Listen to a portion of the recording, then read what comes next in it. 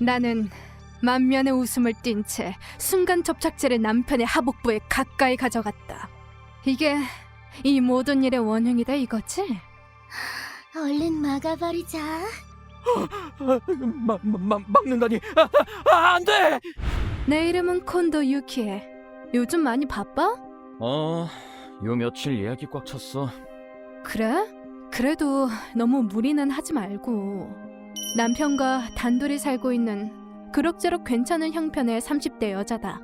물론 나는 남편이 벌어오는 돈으로 편하게 먹고 사는 그런 사람은 아니다. 슬슬 기사님이 올 시간이네. 할아버지 때부터 이어온 부동산 회사에서 지금은 전무라는 중책을 맡고 있으니까. 출근 준비를 마치고 거실에 가니 테이블 위에는 남편의 핸드폰이 눈에 띄었다. 핸드폰 놓고 갔나 보네. 가져다 줘야지. 하지만 후에 이 핸드폰이 내 안의 악마를 깨우게 된다. 남편 타케루는 잘생기고 카리스마 넘치는 미용사다. 나보다 5살 연하로 인기도 많다. 유키에 씨, 피부도 그렇고 머릿결도 그렇고 너무너무 고우세요. 그래요? 내가 그의 단골이었던 게 우리의 시작이었다. 먼저 타케루의 가게에 들르도록 기사님에게 말씀드린 후 뒷좌석에 앉자 손님인가? 잠금 화면에 메시지가 표시되었지만 그땐 크게 신경 쓰지 않았다. 하지만 가게에 도착하자 어째서인지 타케루는 가게를 비운 상태였다. 네? 오늘 안 나왔다고요? 사모님 회사에서 파티가 있다고 하셨어요. 분명 오늘 아침까지만 해도 예약이 꽉 차 있어서 바쁘다고 했는데. 어머, 내 정신 좀 봐. 너무 민망해서 그런데 제가 여기 온 건 남편한테 비밀로 해줘요. 그 자리는 어찌어찌 잘 넘어갔지만 가슴속에서 의심이 피어나기 시작했다. 우린 부부관계도 다른 사람들 하는 만큼 했다. 오늘 어때? 자기 피곤하지 않아? 아유, 피곤하긴. 결혼 전부터 타케루는 성욕이 매우 왕성한 편이었으니까. 하지만 유감스럽게도 질보다는 횟수라는 느낌이라 아쉬웠다. 배고프다. 여보, 야식 좀 차려주라. 응? 그가 인기가 있는 건 외모와 화려한 언변덕이 컸다. 그래도 난 타케루를 사랑했고 어리고 멋있는 연하 남편은 내 자랑이었다. 치키짱. 뭐? 치키짱? 누구야 그녀는? 하지만 결혼하고 수년간 여러 여성들의 그림자가 아른거리기 시작했다. 그날 저녁 밤늦은 시간이 되어서야 돌아온 타케루를 난 슬쩍 떠보기로 했다. 핸드폰 놓고 갔던데 괜찮았어? 계속 가게에 있었는데 뭘.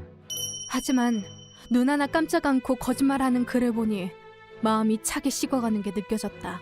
나는 곧바로 흥신소에 타케루에 대해서 조사해달라고 연락했다. 네, 철저하게 부탁드립니다.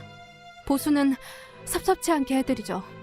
이때까지만 해도 난 연장자의 도량으로 냉정하게 대응할 생각이었다. 하지만 조사보고를 받은 난 그 생각이 얼마나 어리석은 생각인지 뼈저리게 느끼게 되었다. 뭐? 양다리도 아니고 7다리를 걸쳐? 게다가 거의 매일 2탕씩 뛰었다고? 타케루는 일본 일초를 아껴가며 성심성의껏 바람을 피우고 있었던 것이다. 난 이 현실을 받아들이기 힘들었고 보고서에 있던 성인 가게를 직접 방문하기로 했다. 아유, 콘도 씨라면 저희 가게 큰 손이시죠. 콘도 씨 파트너 되세요? 뭐 그렇죠. 남편이 꽤나 흥청망청 돈을 써댄 모양인지 점원에게 감사 인사를 받기까지 했다. 이런 굴욕 태어나 처음이었다. 타케루 그 인간은 결혼의 의미를 전혀 이해하지 못하는 것 같았다. 인간도 아니야, 이 짐승 새끼. 내가 지옥에 보내줄 거야. 사랑했기 때문에 그를 향한 증오 또한 걷잡을 수 없었다. 죽고 싶어질 만큼 잘근잘근 밟아주겠어. 나는 타케루의 가게에도 거액을 출자한 상태였다. 이번 이혼으로 곤란해지는 건 내가 아니라 그였다. 그래도 남자로서의 자존심을 뭉개버릴 방법을 생각해내야 돼. 이왕 시작한 일 제대로 궁지에 몰아넣어주겠어. 타케루가 실시간으로 관계를 갖고 있는 7명의 여자에 대해서 철저하게 조사해. 역시 이 25살짜리 회사원이 딱인데.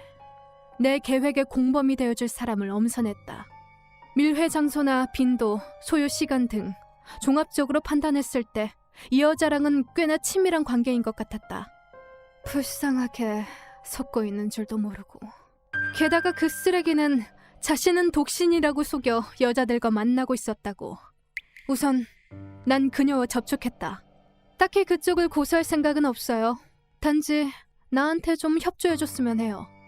협조요? 총명한 그녀는 곧바로 내 의도를 이해했다. 게다가 흥신소에서 받은 조사 보고와 그간 찍은 사진을 보여주고 타케루의 만행을 폭로하자. 용서 못해. 믿었는데. 나는 훌륭하게 그녀의 복수심을 자극해 협력자로 설득할 수 있었다. 인가에서 떨어진 별장을 예약하고 우리는 신중하게 계획을 짜나갔다. 치키코 씨는 타케루가 눈치채지 못하게 여기 별장으로 불러주시면 돼요. 맡겨주세요. 그리고 드디어 복수의 날이 다가왔다. 그날 밤 두 사람은 예정대로 별장에 도착했다. 지키코, 손목 아픈데 좀만 풀어주라.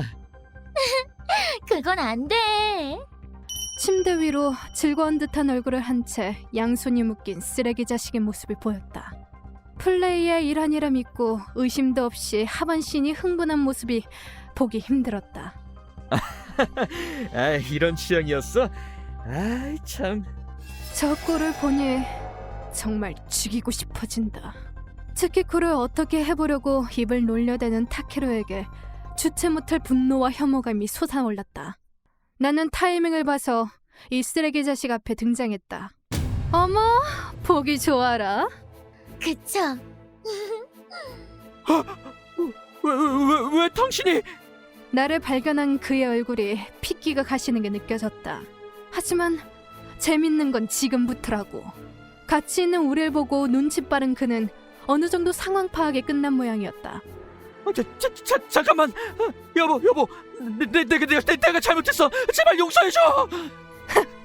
입 다물어. 추잡스러우니까. 땀을 뻘뻘 흘리며 애원하듯 소리쳤지만 그따위 말들이 지금의 내 귀에 들릴 리 만무했다. 자기 아랫도리가 잘못했지? 그냥 막아버리는 건 어때요? 좋은 생각이다 그거. 난 순간 접착제를 손에 들고 뚜껑을 열어 쓰레기 녀석의 하반신에 가까이 가져갔다. 튜브를 손가락으로 누르자 투명한 액체가 구멍을 통해 쏟아져 나왔다. 하지마! 이거 대박이다. 구멍이 완전히 막혔잖아. 어떡해. 이제 화장실도 못 가겠네. 우린 깔깔 웃으면서도 손을 멈추지 않았다. 어차피인 거 뒷구멍도 막아버릴까? 좋은 생각이에요. 한 통 다 들이부어주지. 한 번만 봐줘. 화장실은 어떻게 가라고? 하반신을 못 움직이게 붙잡은 다음 그의 엉덩이에도 접착제를 대량으로 주입시켰다. 침대 위에서 애처롭게 흐느껴오는 그 전부 막혀버렸어. 화장실은 어쩌라고? 평생 참으면 되지. 괴로움에 떠는 쓰레기 자식을 안주 삼아 우리는 그날 밤 계획 성공의 축배를 들었다. 다음 날 아침 몹시 괴로운 듯한 소리에 잠에서 깨 복도로 나와보니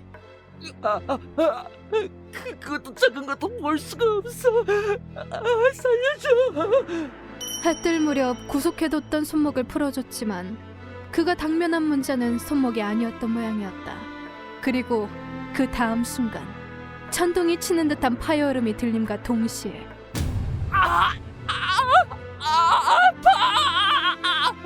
그의 약한 엉덩이 살을 찢고 배설물이 튀어나오고 만 것이다. 변뇨와 땀, 눈물, 그리고 수치심으로 범벅이 된 타케루는 우리에게서 핸드폰을 뺏어 들더니 도망치는 토끼처럼 뛰어서 살려줘! 경찰에 연락하는데 성공했다. 하지만 인과응보인 걸까? 발을 잘못 디딘 타케루는 계단에서 넘어졌고 앞이 막힌 상태로 하복부를 강하게 부딪힌 탓에 꽉 차 있던 방광이 터지고 말았다. 전화를 받고 달려온 경관이 구급차를 불러 타케루는 병원에 이송되게 되었지만 이 사람 숨을 안 쉬는데? 설마 벌써... 네, 이미 늦었는지도 모르겠네요. 당신들 대체 무슨 짓을 한 거야? 타케루는 옮겨진 곳에서 사망했고 우리 두 사람은 그렇게 체포되었다. 무슨 짓을 한 건지 아나? 그치만 그 사람은 여자의 적인걸요? 그리고 지가 계단에서 넘어진 걸 어쩌란 말이에요. 마음의 상처를 입은 것에 대한 복수예요. 우리 나름의. 물론 우리가 한 일은 범죄 행위이기 때문에 법의 처벌을 달게 받아야겠지. 하지만 배신당하고 상처 입은 우리들의 마음이 조금이나마 위로받은 것 또한 사실이다.